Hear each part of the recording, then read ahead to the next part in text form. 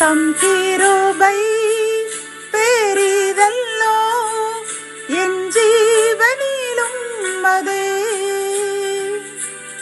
இம்மட்டும் காத்ததுவே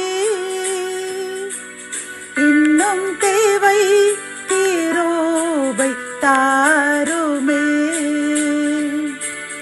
இன்னும் தேவை கிருபை தாருமே. ஆண்டவரும் உலக இரட்சகருமாகிய இயேசு கிறிஸ்துவின் ஈடு என ஏற்ற நாமத்தில் சேனைகளின் கர்த்தர் ஊழியத்தின் மூலம் 29/11/2025 இந்த நாள் உங்களுக்கும் உங்கள் சந்ததிக்கும் சந்தோஷத்தின் நாளாக அமையப் போகிறது என்று மனதார வாழ்த்துகின்றேன். இன்று நாம் அறியவிருக்கும் கிருபையின் வார்த்தைகள் மத்தேயு 15ஆம் அதிகாரம் 10ஆம் வசனம். நீதி நிமித்தம் துன்பப்படுகிறவர்கள் பாக்கியவான்கள். கத்தோலிக்க வேதாகமம் இவ்வாறு கூறுகின்றது. நீதியின் பொருட்டு துன்புறுத்தப்படுவோர் பேறு பெற்றோர் என்கின்றது. என் அன்பு சகோதரனே சகோதரியே, கர்த்தர் இன்று நம்மை பார்த்து கூறுகின்றார்.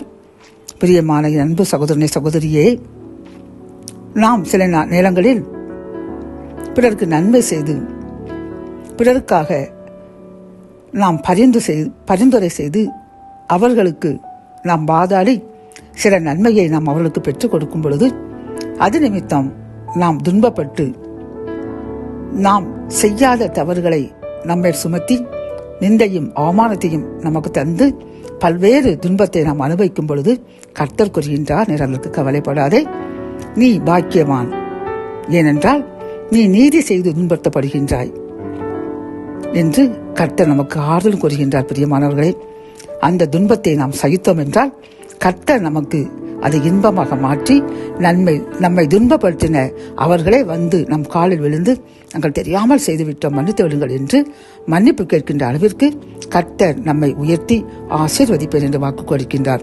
ஆகவே இந்த செய்தியை கேட்டுக்கொண்டிருக்கிற நீங்கள் நன்மை செய்து துன்பப்பட்டு கொண்டிருக்கிறீர்களா? கவலை விட்டு நன்றி கூறுங்கள். உங்களை துன்பப்படுத்தினவர்கள் உங்களிடம் வந்து கடவுள் உங்களுடன் இருக்கிறார் என்று உங்களிடம் மன்னிப்பு கேட்க கடவுள் கிருபை செய்வார். ஜெபம்.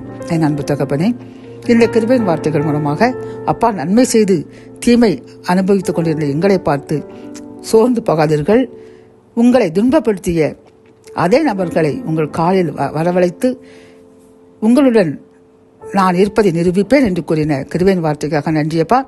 நாங்கள் இனி நன்மை செய்து துன்பப்பட்டால் கவலைப்பட மாட்டோம், மேலும் மேலும் நன்மை செய்து கொண்டே இருப்போம் என்று வாக்கு கொடுக்கின்றோம்.